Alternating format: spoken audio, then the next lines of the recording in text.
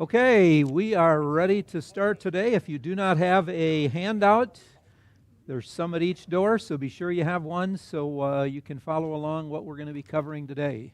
So let's open with the word of prayer. Our gracious Father, once again, we enter your presence in a special way with joy and rejoicing. We thank you that you have told us to seek your face because you are God who not only hears prayer but answers prayer.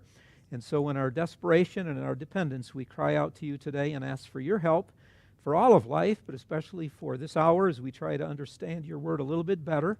As always, we thank you that you've given us a special day to just come apart and study and fellowship, and we thank you for your word, and we thank you for yourself, the matchlessness of who you are, and we pray that as we look at some things this morning, that we will get a better grasp of you and we'll just be in more awe than we've ever been.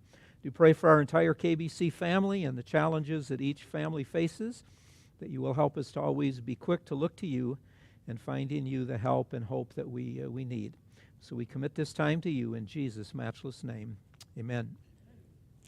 Okay, before we actually start our regular session, if I can do a paid political advertisement, which is not paid and it's not political, but over the last several Sunday school sessions, Pastor Phil, whenever he's talking about the Pentateuch, he would usually bring up great hymns and remind us of a hymn that communicated stuff. And so I thought, well, why don't I just remind you, or maybe you need an anniversary gift, a birthday gift, or just for the fun of it, you want to spend money. There are an awful lot of books out there that talk about the greatness of the hymns that we sing. But sometimes it's not always easy to find the story behind them or just even get just some theological ramifications from it. And a man named Leland Ryken, who actually spent his life as an English teacher, although he's written an awful lot about the Bible and English literature, etc. He has written 3 wonderful volumes. You can see they're not all that fat. They're titled 40 Favorite Hymns of the Christian Faith, 40 Favorite Hymns of the Christian Life, 40 Favorite Hymns for the Christian Year. So in other words, these three, and in these 3 you have 120 hymns where he gives you, again, helps you to understand just from an English perspective, or from, shall we say, poetry or literature perspective, some of the great theology that we have in these hymns. Because remember, a lot of our hymns originally started as poems, and it wasn't until years, maybe decades later, somebody found that poem in a drawer when they were cleaning out, Aunt Josephine's closet or something, and said, wow, that's a neat poem, let's put a tune to it. And that's how we have some of these great hymns today that have blessed us through the centuries. And so he, as an English expert, just breaks down a lot of this and shows you all kinds of things that you say, well, I know every word in that hymn, but I had never caught that point before. The form of the way the writer did it, or the theology behind the way he moves from verse to verse to verse, etc. So like I say, these are only, you can get them on sale, I think, for about $10 a volume. So this would be some good stuff, and the next time Pastor Phil talks about hymns, you can say, nah, I know the background to that hymn. Do you know the background? Well, don't say it to him too publicly, but maybe behind the scenes you can remind him that you're well adept of some great theology in the hymns, okay? So that's just non-paid, non-political. Okay, Lord willing, today we want to begin approximately a 9-week adult KBC Sunday school series dealing with the book of Proverbs. Now, of course, the methodology we're going to use is we will not be able to go verse by verse. Of course, that would be impossible, really, in just 9 hours worth of study, if you will. But there's a lot of repetition as well in the book of Proverbs, and so generally, when you study a book like that, you don't just necessarily go verse by verse from start to finish. But what we want to do is basically take about 2 weeks here, first 2 Sundays, and we want to look at the first 9 chapters and lay the foundation. Because you're very familiar with basically the disparity or the difference between chapters 1 to 9 and chapters 10 to 31.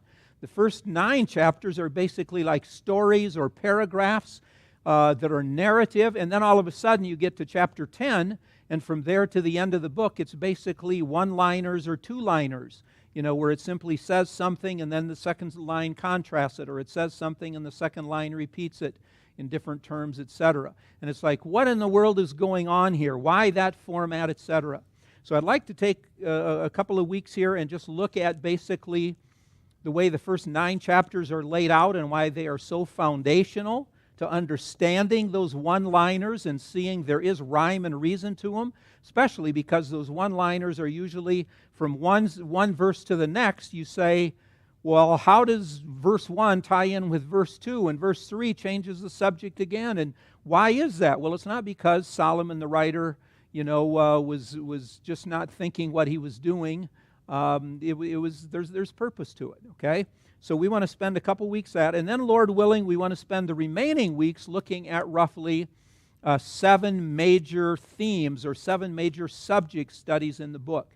And I'll quickly just tell you what they are, so you have an idea sort of where we're going, and we'll try and develop them because there are a lot of subpoints to each one. Spend some time on be teachable, and then speech, words, or communication, then associations or companions, another time on discernment, then laziness, labor, hard work, and diligence, another session on that's abominable, in other words, things that God hates, that he says are an abomination. And then we want to talk about discipline, the rod and reproof and correction, what we typically refer to as like those child-rearing passages, but there's a lot more there as well, as it talks about the child and the respect they should have for their parents, etc. So that's where, Lord willing, we want to be heading with these 9 weeks. So I hope if you're not out of town on vacation, you can be here with us, and if you are out of town on vacation, you can pull us up on YouTube, and while you're sitting on the beach or sitting in the desert or wherever you are, you can watch from there, okay? Okay, let me make just a couple of really broad statements as we begin to make sure we're on the same page as we begin a study like this. One of them would be, and these are at the very top of your handout, the first one would be, remember that this book is inspired just like all the other 65 books of the Bible. And I know, by having been at Kaysville Bible Church so long, you know the entire Bible is inspired, etc. But when we sometimes come to this kind of material, we might say, is this the same as the book of Romans? Is this exactly like some of the so-called deep theological books in the Bible? Yes, it is. This book is inspired by God, 2 Timothy 3:16. All Scripture is given by inspiration of God and is profitable for us. Okay? So even though the form of this book is different, its source is God. God is the ultimate or author of Proverbs.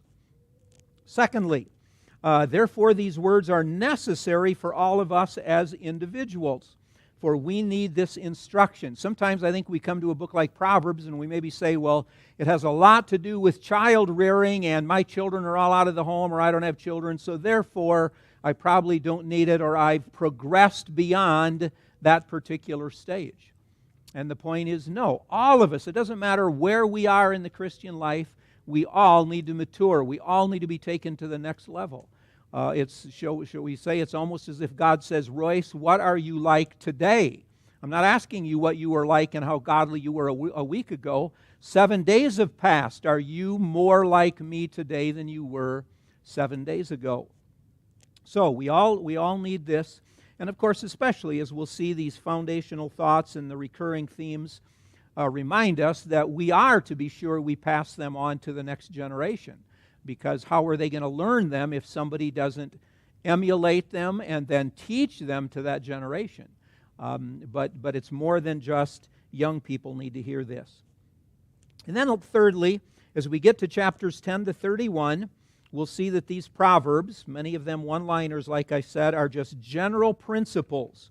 That is, usually they are true, but there can be some variations. Okay? Now stay with me here because, again, this is a very important thing, I think, to remember, since sometimes when we come to the book of Proverbs, we have a proverb and we say, well, that seems like it's lying because it says thus and so, and that hasn't been true in my life, or it's not true in somebody's life that I know. So did God lie, or do we just take the Bible with a grain of salt? What's going on here? No, these are, especially these one-liners from 10 to 31, are more what we call generalizations. So what do we mean? Well, in Proverbs 1:1, it says the Proverbs of Solomon. Okay, this word for Proverbs, as you see on your sheet, points to the fact of something that is like something else. In other words, it is a comparison. It is teaching by comparing things. It's drawing comparisons so that the hearer can make wise choices. So we might say that there is a likeness or a pattern to things. So when Solomon is going to say so and so is like this, he's just reminding us of basically this pattern that God has built into the universe. And then I give you several quotes. Let me just read them. Proverbs are sayings that may be used in various contexts, but always with the intent of giving readers an analogy that will dominate their thinking and mold their behavior. A proverb is a comparison that teaches principles and expected outcomes in life. Now, this doesn't mean that they are absolute promises necessarily, in the same sense that when you're reading the book of Romans and it says that if you'll call on the name of the Lord, you will be saved. We don't say, well, that's just a general principle. Maybe it's usually true, maybe it's not true. No, that is a theological statement you can take to the bank. Or when it says that Jesus Christ died for our sins, we say that's not just a general principle. Well, okay, I guess he probably did, but maybe he didn't die. Maybe his blood won't cover my sins. No, it says if you call on him, his blood is sufficient to save you. Okay? But when we come to these things, these proverbs, they are basically generalizing things that are normally true because of the way the system is. But in just a moment, we'll talk about why sometimes we don't seem to see them true with our own eyes. But let's go on with some quotes. So we could say Proverbs are short sentences founded upon long experiences containing a truth. I like that, okay? In other words, Solomon is looking at life generally, and again, remember, he's writing under inspiration, but he's looking at life generally and he's seeing patterns, and he says, because this is the way God made things, then this is generally the way we can expect them to turn out. This is how we can expect it to happen. Proverbs condense a lot of wisdom into a rather broad generalization that captures the essence of patterns that tend to repeat themselves. The most characteristic aspect of a proverb is that it involves a partial generalization arising out of a rather specific situation, which in turn is applied to parallel a new situation.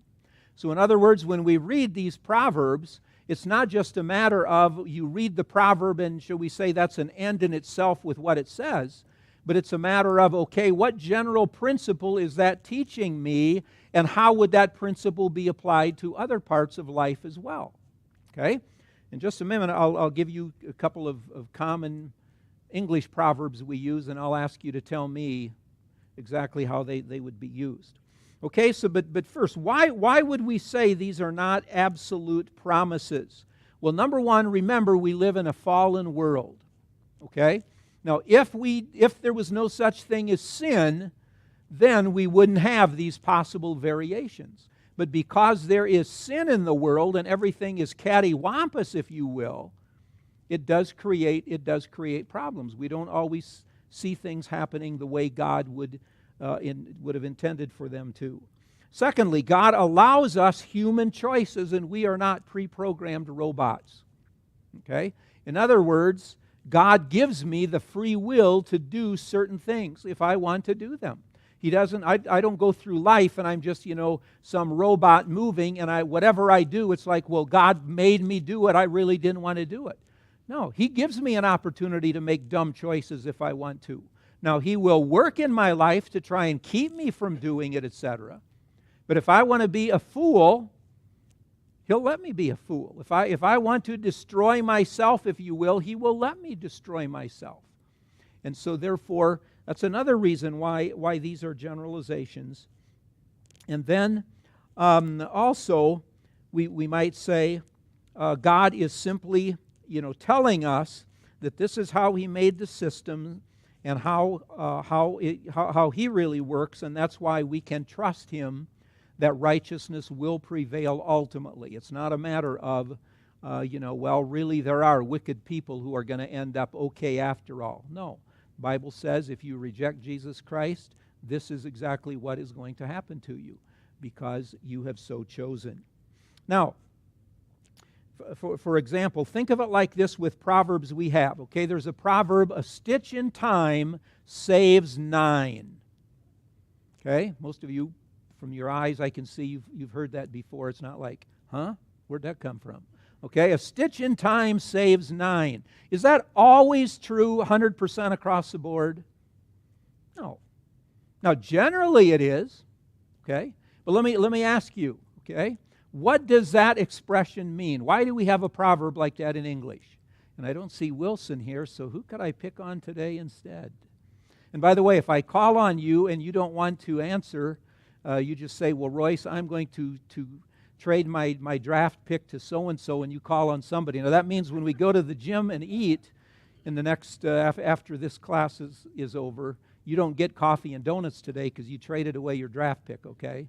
But if you're too intimidated, you can call on somebody else. But who wants to volunteer? What do we mean by a stitch in time saves 9? Ladies, I expect you to be jumping on it fast. Tammy. If something is coming apart, if you put one stitch in early, it will keep you from having to do more later when it's come about more. Okay, if you have something that's tearing apart, ripping apart, and if you jump on it early and put that one stitch in early, it will save you a lot of work down the road. Does that only apply to ladies as they're sitting at their sewing machine?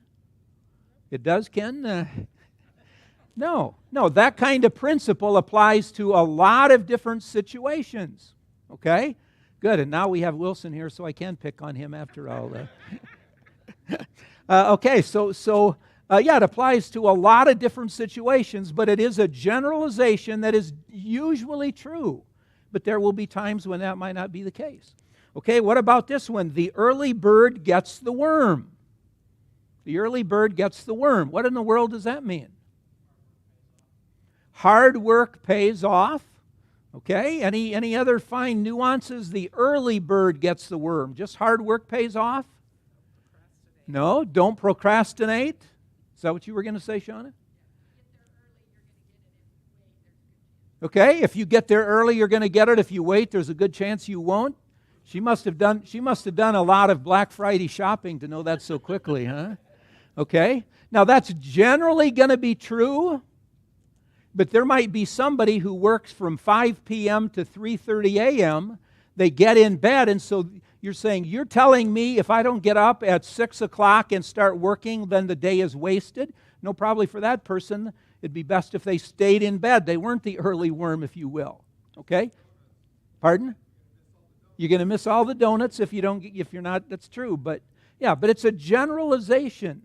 Okay? So that's what we mean with these biblical proverbs. Generally, yes, they are going to be true almost all the time. But not necessarily so. There can be some exceptions to them. Okay? So, any questions or comments on that first paragraph you see? You see where we're coming from? You see what the point I'm trying to drive home here? So that later on, when we start talking about some of these verses, you realize, okay, this is a good, true, general principle, even though maybe the specifics occasionally will vary. You still with me? Okay, very good. Okay, let's move on. Now, according to chapter 1 and verse 1, the Proverbs of Solomon, then we go to chapter 10 and verse 1, and we read the Proverbs of Solomon, and then we go back to chapter 25 and verse 1. These are also Proverbs of Solomon, son of David, king in Jerusalem. So, the major author, as we'll see, we'll develop this a little more, the major author of this book is Solomon. And in one sense, we can thank God for all the information he has given to us in the book of Proverbs. He's given to us in the Bible before Proverbs, so that we can see how Solomon was, shall we say, divinely prepared by God to even be able to write a book like this. Okay? And I don't want to get off here because this is a whole other discussion, but have you ever stopped to think of how God had prepared so many of the biblical writers before they wrote their books so that they would be specifically prepared to do that particular task. Because remember, the biblical writers wrote to themselves their own grammar from their own experiences, their own vocabulary, etc., and yet they were under the guiding hand of God through it all. And in the case of Solomon, I think it is really fascinating, shall we say, the background God gives us in the historical narrative sections to set the stage for us how he was ideally prepared to write this ultimate wisdom book in the Bible. And remember, from all indications, he wrote 3 wisdom books. We have 5 books in our Old Testament canon we call wisdom literature. What are those 5 Old Testament books? The 5 wisdom books. Ecclesiastes, Psalms, Proverbs, Song of Solomon. If you'd have just gone in the normal biblical order, you wouldn't be confused. Job, Psalms, Proverbs, Ecclesiastes, Song of Solomon. Okay? And the last 3 books were authored by Solomon. Okay? And they're all dealing with wisdom in a different way, and they're all written a little bit differently. I mean, you don't have Ecclesiastes and Song of Solomon in the way of these one-liners, etc., although there are a lot of the same things that are true. Okay? So God was preparing him. So, let's quickly go back to 1 Kings chapter 3. There are 3 really good Old Testament chapters that prepare us concerning this aspect of wisdom. Now, of course, there are about a dozen chapters in Kings that deal with Solomon, and then we have multiple chapters, 10 or so, in Chronicles that deal with him as well, that are pretty much similar. But 3 key chapters. So 1 Kings 3, remember this is when Solomon has just taken over the kingdom, the southern kingdom, and maybe this would be a good time to put some dates on here because we are going to be needing to flesh things out. So what are some good dates for Solomon? When did Solomon reign? Dan has already passed his donut to somebody else by shaking his head, so who can help us here? What are the dates when Solomon ruled? Jeff? Okay, good. You have a study Bible there. That's good. Let's go with 970 to 931. Can you live with that? Fluctuation of 1 year from what you said? Okay.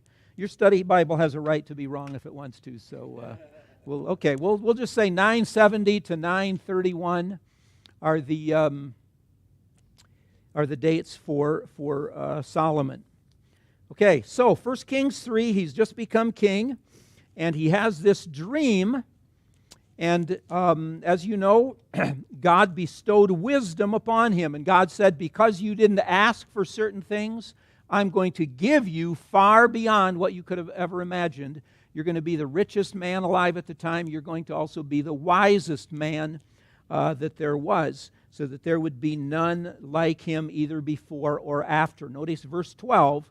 Behold, I have done according to your words, because Solomon had said, Lord, I am like a little kid just being put in charge to rule your people, and I don't know how to do it. I'm in over my head. Wouldn't it be nice if politicians admitted that when they took office? But he said, I need help. And God said, you know what, Solomon, I am so impressed that you realize how desperate and dependent you are. I'm going to give you far more than you could have ever imagined. And so verse 12, behold, I have done according to your words. I have given you a wise and understanding heart. So there was none like thee before thee, neither after thee shall any arise like unto thee. Okay? Now, let's go back to 1 Kings chapter 4, where the writer of Kings gives us a breakdown somewhat of the kingdom and how Solomon is going to have to administer it. And we come to the end, picking up at verse 29 and running to the end. In very terse form on your sheet, I just included some of these things here. But notice what he says. In verse 29, it reminds us that God gave Solomon wisdom and understanding exceeding much in largeness of heart, even as the sand that is on the seashore. Okay, so notice the emphasis. God gave this wisdom to him. So in chapter 3, we saw God gave him wisdom. Chapter 4 we see God gave him, and in our third key passage, chapter 10, it's going to emphasize that point again. Solomon was not wise because he had multiple diplomas hanging in his office. He was not wise because he was just a really, a wunderkind, and he was reading when he was 6 months old and all that. No, he was wise because God made him wise. Verse 30, it says, Solomon's wisdom excelled the wisdom of all the children of the east country and all the wisdom of Egypt. So his wisdom excelled all others. The east country is probably a reference to Mesopotamia and, of course, Egypt. Now, this is really amazing, and we're going to develop this, Lord willing, a little more this morning in a moment. But we have wisdom literature from all over the ancient Near East. Actually, we need to get to our map. How would we fill this in? Where's Egypt on the map? That's a no-brainer, okay? So Egypt is down here, and where would Mesopotamia be? Okay, to the east. Mesopotamia is the land between the rivers, which basically was this crescent-shaped thing like this, and specifically Babylon. Later on, we're going to see how Babylon was a real center of wisdom literature. Okay? So you can see this, should we say, this whole sweep of the ancient Near East was known for its wisdom literature. We have all kinds of secular copies of this wisdom literature left for us in museums around the world. And so Solomon, if you will, is sitting right there at the heart of it all, and he is the wisest of all of them because God is the one who gave him such incredibly great wisdom. Okay, verse 31. He was wiser than all men, than Ethan the Ezrahite, and Heman, and Chalcol, and Darda, the sons of Mahol, and his fame was in all nations round about. Now, who are these men? Because, it's important if he's wiser than them that we know who they are. Well, the enigma here is we know almost absolutely nothing about him. Heman's name occurs in the title, the superscription of Psalm 89. Ethan's does. Heman's name occurs in the superscription of Psalm 88. And in 1 Chronicles 2:6, it lists all four of these as being brothers. Other than that, we don't know who they really were, anything about them. Okay? But they must have been known, they must have been proverbial for the writer to be able to say Solomon is even wiser than them. Because if you're comparing somebody today to someone else and those other people aren't in that same category, then you scratch your head and say, duh, that was a bad comparison. Why even make it? So by virtue of the fact they're mentioned here, they must have been exceedingly wise, and everybody knew they were. And Solomon exceeded even them. Verse 32.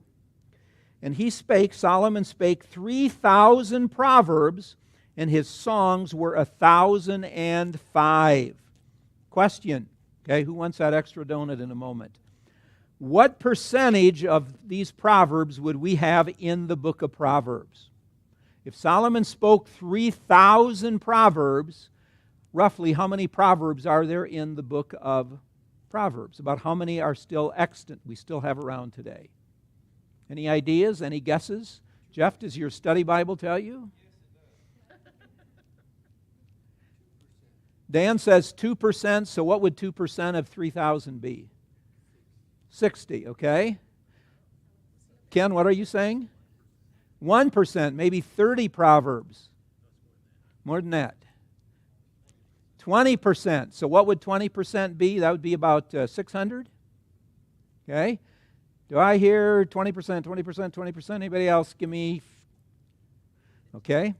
That's a little bit closer, probably around 10%. There's something like, 325, 340 or so, roughly speaking, proverbs. I mean, that's kind of overwhelming when you think of, you mean we have all this in the book of Proverbs, and this is, shall we say, just a smattering of the proverbs that he was known for. Wouldn't it be nice if maybe someday we could unearth the others or get to heaven and read volume 2, 3, 4, and 5, something like that? Yeah, okay. Now he spoke 1,005 songs. How many of those do we have?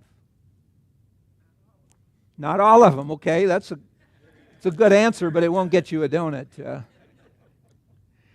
We have Song of Solomon, which it says is the greatest that he wrote and the greatest written on that subject. But there are actually two others that would come really under the category of song he wrote, and that is Psalm 72. Look at the superscription of Psalm 72 and the superscription of Psalm 127. Okay? So we have 3 out of 1,005. And so what would that be? About 0.003 or something like that, whatever. Okay? So again, this is just kind of a fascinating thing when you think of his intense literary output as God had blessed him. And then in verse 33, he spake of trees, from the cedar tree in Lebanon, even unto the hyssop that springeth out of the wall. He spake also of beasts and fowl, of creeping things, and of fishes. So here we have the breadth of his knowledge. This is probably today an individual that we would say, has encyclopedic learning. When it says trees, the trees of Lebanon, you're familiar with how famous the cedars of Lebanon, the trees of Lebanon were, and the hyssop that springs out of the wall. The trees of Lebanon are massive, the biggest variety. The hyssop coming out of the wall is usually determined to be, it's just like a tree trying to grow, but the wall has really stunted its growth, so it's a very small tree. And so we're talking about from the greatest of trees to the smallest. So as I put on your sheet there, kind of a technical thing. But this is probably a merism. And a merism is a figure of speech in which the author brings together two opposite or contrasting things with the implication that everything between is included in the total picture. In other words, they're polar extremes stated to describe the totality. This is kind of our principle today of from A to Z or alpha to omega, alpha being the first letter of the Greek alphabet, omega being the last letter, okay? And so probably, again, with these things it mentions here, it's kind of just giving us these wide extremes, and there's everything in between, if you will, that he was a master of. Again, a reminder of, wow, this is amazing, the kind of insight, the kind of wisdom, etc., that God was pleased to give him. Now, maybe this seems like a trivia question, but this would be worth probably 2 donuts and maybe 3 cups of coffee. It says he was well versed in fish. Can you just ramble off very quickly some neat proverbs that he gave us concerning fish, where he used fish as his comparison?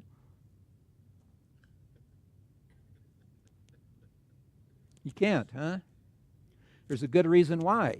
From all indications, there are none in Proverbs, but there is one in the book of Ecclesiastes, where it says that man knows not his time as a fish taken in a net or birds caught in a snare. But from all indications, that's the only time fish occurs in anything that Solomon wrote.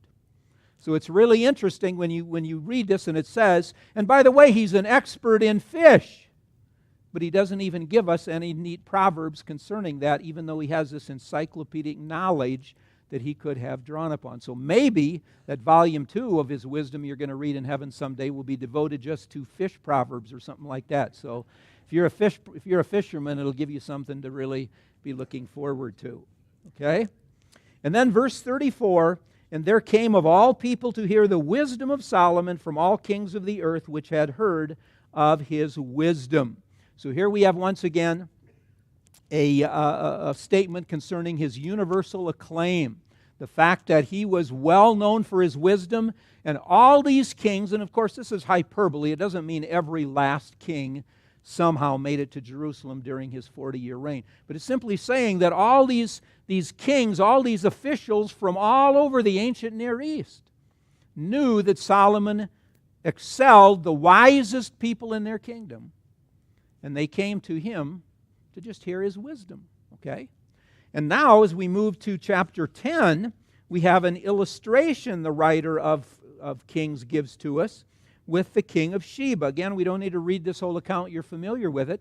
But, the queen of Sheba. The queen of Sheba, verse 1, when the queen of Sheba heard of the fame or the name of Solomon concerning the name of the Lord, she came to prove him with hard questions. You can just see her coming in her limousine and, boy, I've got this whole notebook of stuff and I'm going to just stump him and show him he's not so smart after all. And she gets there and she asks him, and she was first of all just overwhelmed by what she just saw. I can't believe the opulence. I can't believe the number of servants you have doing everything you do, blah, blah, blah. And we get to verse 6. She said to the king, "It was a true report I heard from my own land of your acts and your wisdom. Howbeit I didn't believe the words until I came, and my eyes had seen it, and behold, the half was not told me.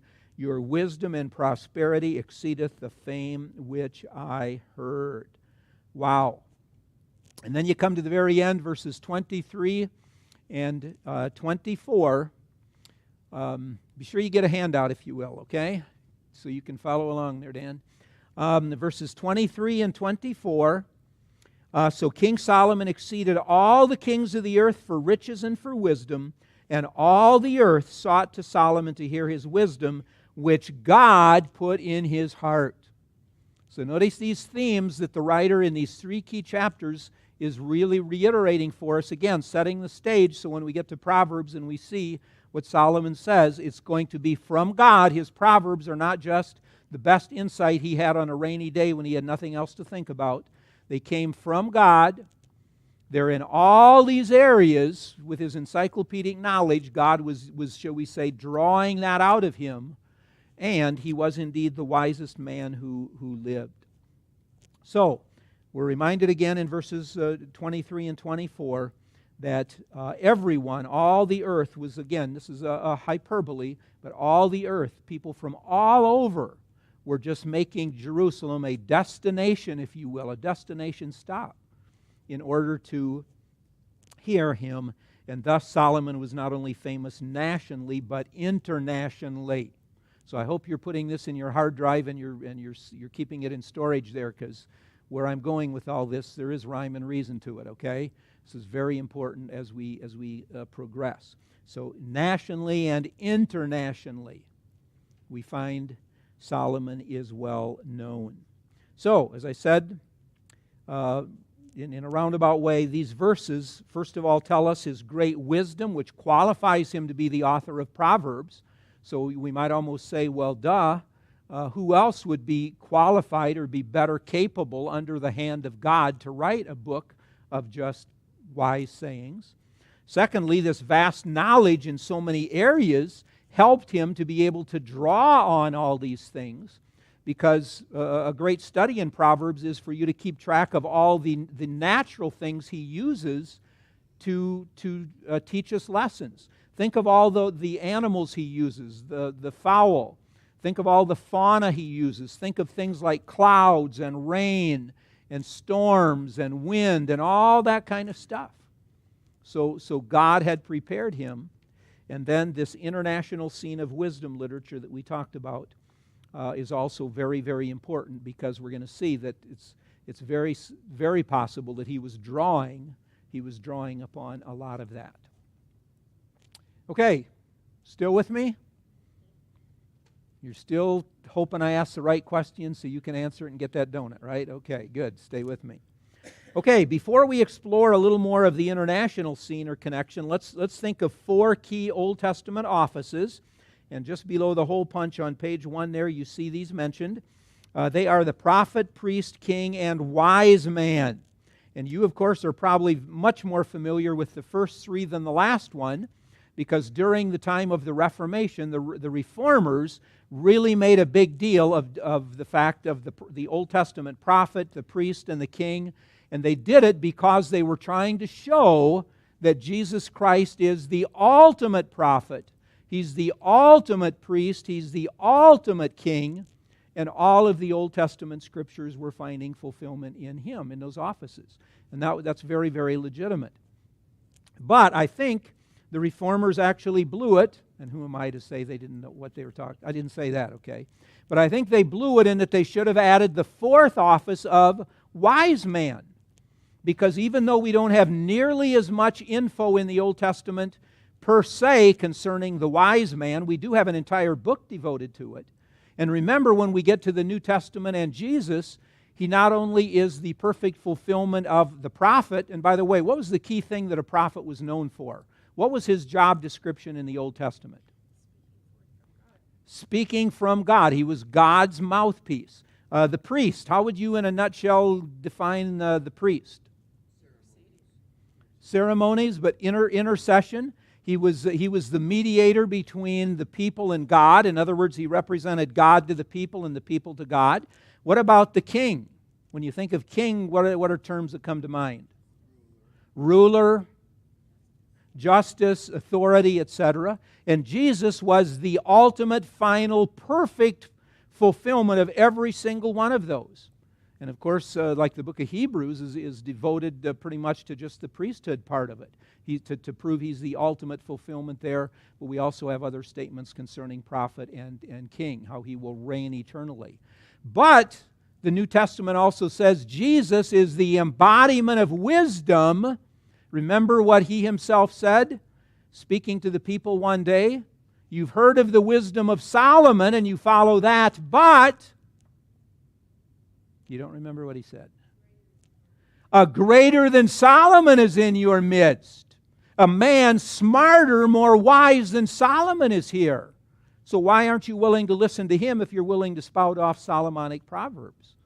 And then, of course, think of the way the New Testament epistles tell us Jesus is the wisdom of God.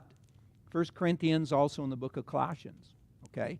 So that's why I say I think the reformers needed to add that extra office there, prophet, priest, king, and wise man, because that's exactly what we have. And we won't go into all the details here. I've given you some references on the sheet where you can see how this was played out in the Old Testament. But if you say, well, I just don't see the word wise man that often, think of the word counsel or advice, because sometimes, especially in the King James Version, you will see it stated that way, that the king had his counselors who were to give him wisdom. They were to help him know how to make decisions on a daily basis to run his kingdom.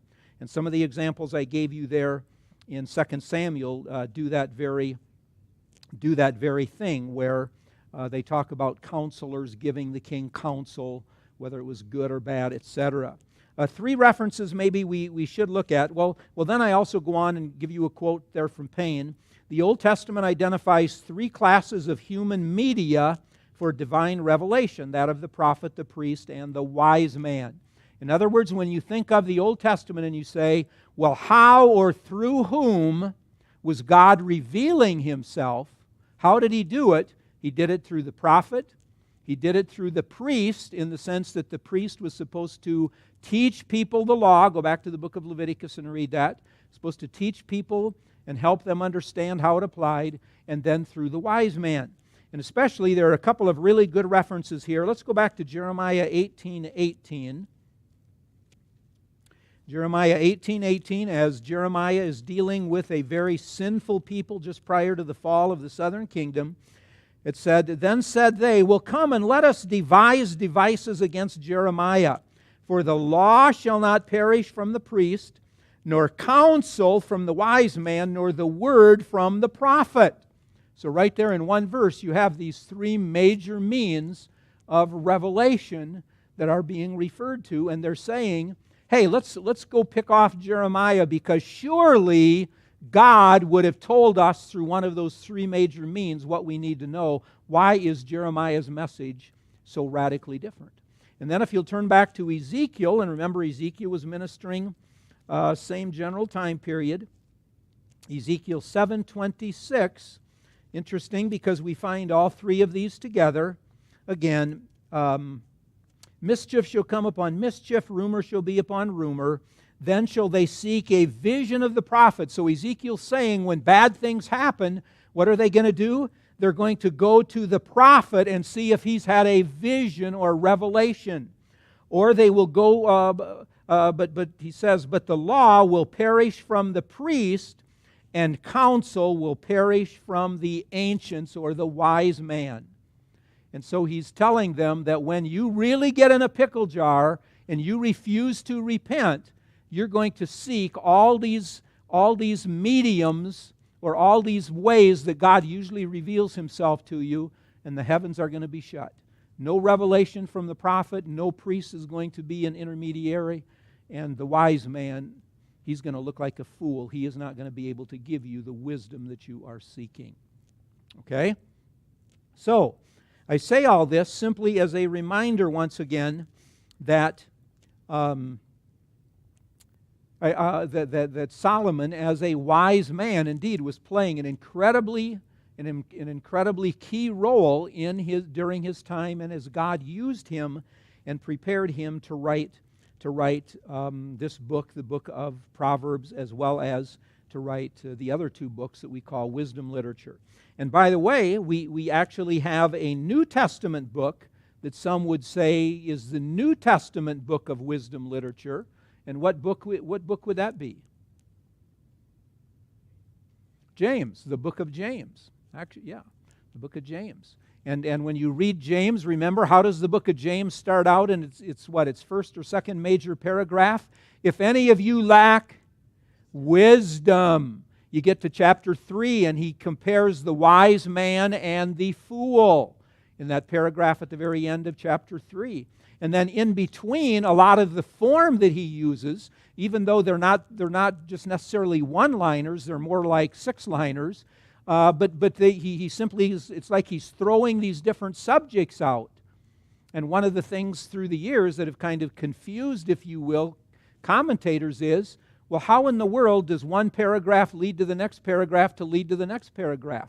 In other words, what are the seams that hold the book together? And I think the reason they struggle with it is because it was written like wisdom literature, where it's not always easy to see it. In fact, there are some writers who say James, who was probably the Lord's half-brother, actually, what we have in the book of James are simply sermons that he preached elaborating on things that his brother had said that he heard Jesus say, even though at the time Jesus preached, James would have been unsaved. But that's for a rainy day. Of course, we don't get rainy days around here, so we'll never get to that, will we? But that's an interesting thing. Okay, still with me? We're covering a lot of ground. We're trying to lay the foundation. Okay, next on your sheet, as it says, according to the text, there are multiple authors for this book, even though Solomon is the key one. So right at the top there you see Solomon, those three references.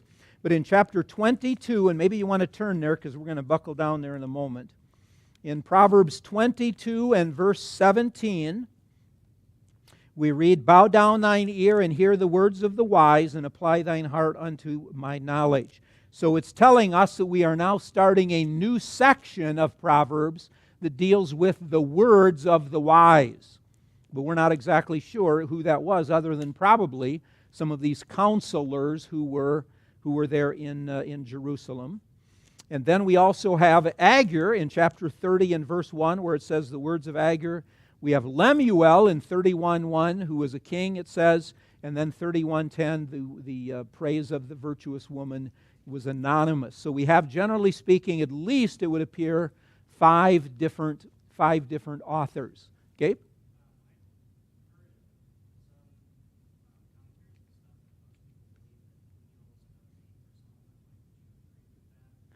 Okay, Gabe is asking if Lemuel is another name for Solomon. That is very possible, but as I remember, there's a lot of gymnastics that the rabbis went through to come up with that. But it could be possible, and it's not. I don't think we would say it's a liberal opinion per se, but I'm saying it's probably someone else here.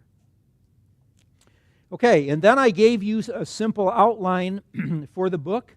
And as you can see, there are two major sections, 1:1 to 9:18, and then chapter 10:1 to 31:31. Okay? And the breakdown then for 10:1 to 31:31 is where we want to spend just a little time. We start off this huge section, 10 to 22:16, in the Proverbs of Solomon, and then 22:17 to 24:22, the 30 sayings of wise men. And then in chapter 24 and verse 23, we have a new section introduced. These things also belong to the wise men. And so once again, we're not exactly sure who these wise men were, if it's the same ones referred to before or not. And then we have chapter 25 and verse 1. These are Proverbs of Solomon, which the men of Hezekiah, king of Judah, copied out. So now we have a whole big bulk of material there that were Proverbs that were brought together by the wise men in Hezekiah's court.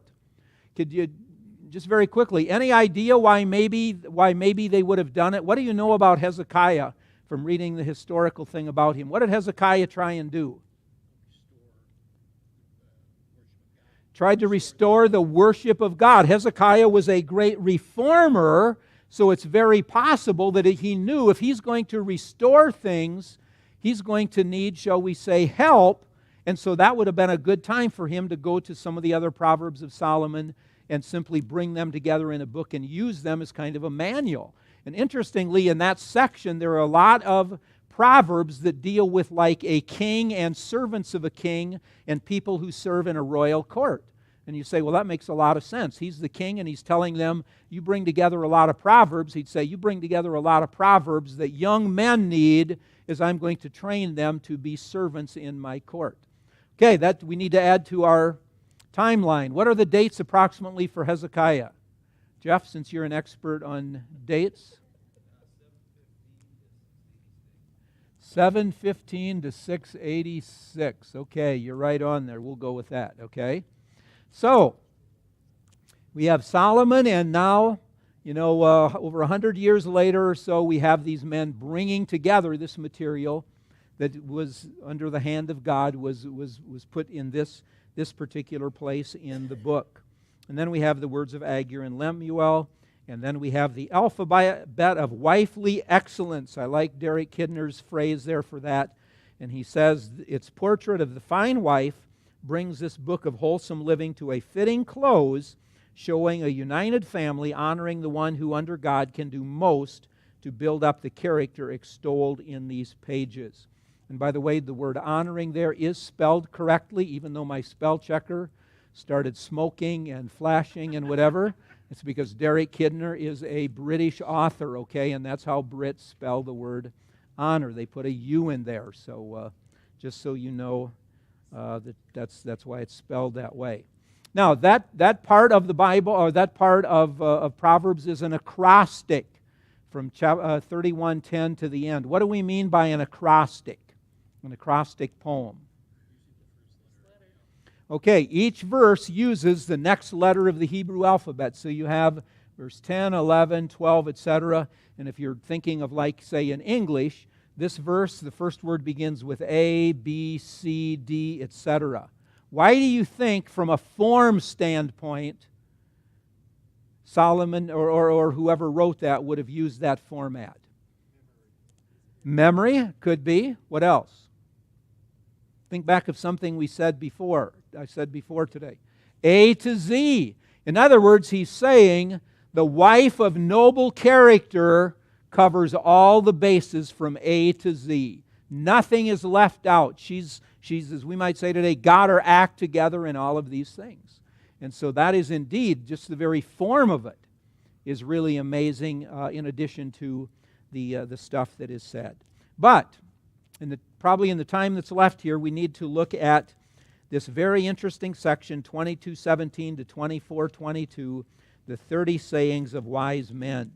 Okay, in 22:20, if you'll notice, this is right after, or this is kind of the introduction to this section.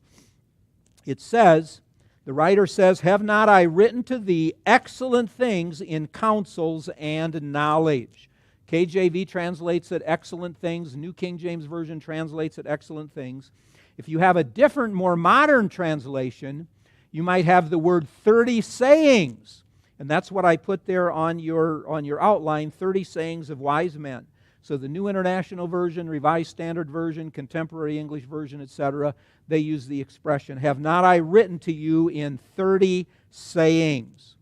Now, where does that come from? Well, that Hebrew word that is translated excellent things was a word that was struggled with by translators for who knows how long. Okay, it was what does this really mean? How does that really fit in here? And then, and notice on your sheet, I, in very terse form, tried to give you just a summary here. And you'll find this on page 2 at the top. But in 1888, a famous Egyptologist named Sir Ernest Wallace Budge bought a manuscript in Egypt that was called The Teaching of Amenemope. He bought it for the British Museum. And like so many things, they put it in a storage room, and they've got so many other things to do, they don't get to it. Until finally, in 1922, he began translating it, and in 1923 did the complete translation of it, over 500 lines of text. And as he did this wisdom or this teaching, instruction of Embodiment, all of a sudden it became very clear that there is a strong resemblance to what he says to what we find in a lot of places in the book of Proverbs, especially these paragraphs that I've mentioned right here. And when another Egyptologist named Ehrman saw a word, he said that word simply means 30, and that's actually what the way the Hebrew word should be translated here. Not excellent things, but 30. And so that's why it says 30 sayings. And part of the reason he realized that was because they noted that Embodiment, as he wrote his teaching on wisdom, actually had it in 30 paragraphs. And they started going through this part of Proverbs, and they said, you know what? There are basically 30 paragraphs in this section in the book of Proverbs. It's just like Solomon had read the instruction of Embodiment, and then he went home and he sat down and he wrote some of these biblical proverbs because they seem so similar.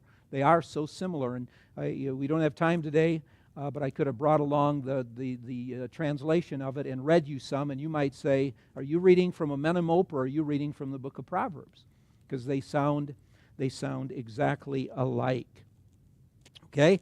Now, as I said, this is really fascinating because of the way Embodiment had arranged his teaching, his wisdom, and because we seem to find that same subjects being dealt with, and we seem to find the same pattern being used right here. So because of these resemblances, the question has been asked by students of the book of Proverbs, etc., well, who copied whom? Did Solomon copy Embodiment? Did Embodiment copy Solomon? Or did they not copy each other? They actually were copying a third source, another source, and they were both drawing on that other wisdom literature from somewhere else in the ancient Near East. And the ultimate answer is, we don't know. Okay? We don't know.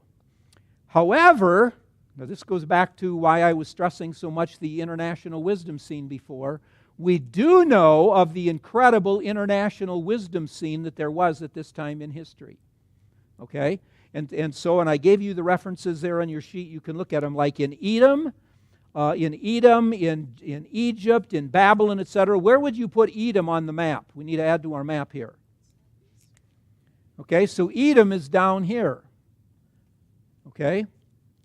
So again, it's simply as a reminder to us of this whole international wisdom scene. Josh. I was just going to ask, are these two contemporaries? Very good. He led us to our next point, and maybe we'll make him answer it. He said, are these two, I assume you're meaning Solomon and Embodiment, contemporaries? What do you think? You need I didn't even bring a coin. We can't flip a coin. You can ask Google? Google won't get a donut, though, so... Okay, we really don't know the exact dates of Embodiment. Some would place him back here around 1300. There are others who say, no, he seems to have lived closer to about 1050 down to 970. Okay? So in other words, from all indications, it could have been a book that had been produced hundreds of years earlier, or he could have basically been a contemporary of Solomon. Okay? Now, the big question, if you will, here, or the ultimate question is, how do we account for these similarities of Embodiment with the teaching of Proverbs? Okay? And I think on your sheet I put three things there. First of all, the international character of wisdom. Remember, all people everywhere in all times basically wrestle with the questions that we find in the wisdom literature in the Bible. Think of the questions that the writer of Job, or that Job wrestled with. Think of the things concerning sex, like we find in the book Song of Solomon.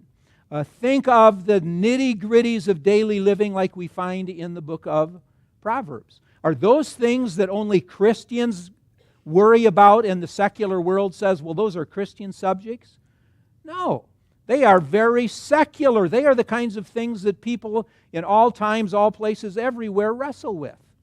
So it would be no wonder if there would be some overlap, and Embodiment deals with some of the things, and Solomon deals with the very same things. It's because human beings wrestle with those all the time. Secondly, as I put on your sheet, Solomon had ties with Egypt. What do I mean when I say he had ties with Egypt? What kind of ties? Marriage ties. 1 Kings 3:1. He married the wife. He married the daughter of Pharaoh as his wife, probably to seal a treaty, etc. So it's very likely she brought some of her wisdom literature with her. And in fact, you heard it first here, I wonder if maybe when she got married to Solomon, her grandmother gave her a book of wisdom sayings as a wedding gift. And so when she came and lived with Solomon, that was one of the wedding gifts on the nightstand that she read every night, wisdom literature. Now, I say that kind of tongue-in-cheek, but not really. I mean, when you think of international wisdom, people traveling and talking, it's very, very possible that she actually would have introduced Solomon to the teachings of Embodiment. And then the last thing that I mention here is, if these really were borrowed from Egypt or elsewhere, in other words, if Solomon did borrow some of his Proverbs from Egypt, from Edom, from Babylon, etc., it's very evident, if you will, that when he did it, he adapted them to the faith of Israel. Okay? And it's not just that he found a heathen word for God, and so he said, I'm going to put Yahweh in this sentence. No, because there is a big difference. For example, like all this other ancient international wisdom literature, basically it's okay, you want to be a hard worker because if you're not, you're going to get fired and it'll go on your resume and you'll have a hard time finding a job. Well, when it comes to the book of Proverbs, you want to be a hard worker because God ordained hard work and because you'd be sinning against God if you weren't working hard. It doesn't say anything about fearful of losing your job and having a bad resume, etc. You see the complete difference in them? So that's what we mean when we say that the wisdom literature in the book of Proverbs and the wisdom literature of the ancient Near East is not quite as similar as people want to say it is, like, oh, Solomon just baptized it by changing one word in what an Egyptian wrote. No, there's much more to it than that, okay? But my whole point here is it is very, very easy to see how God could have led him to use some of those things as he wrote. And we'll conclude with this. But basically, this would be similar or analogous to, remember other places in the Old Testament where it refers to a non-canonical book that is being quoted? And I gave you some references there on your sheet, like the book of Jasher, where it refers to it and it says, this also has been written in the book of Jasher.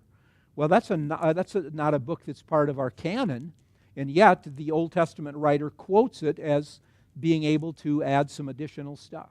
Or think especially in the New Testament, and I gave you some references there, how the New Testament writers quote pagan people, and it's in the Bible, and it's inspired, and you say, how can that be? Well, remember, they're not putting their stamp of approval on that pagan poet or philosopher and saying everything he wrote is legit, but they're saying that one phrase in that one poem is exactly right. And so God said, yeah, you can write that in this book because that really is truth. But it's kind of like today when I give you quotes here on the sheet. It doesn't mean I believe everything that Kaiser says, although he is a really good conservative Old Testament scholar. It doesn't mean I believe everything that Leland Ryken says, although I have probably half a dozen or more books, a dozen books that he wrote, because he has a lot of good stuff to say. But it's just that we will pick and choose things and say, this is true.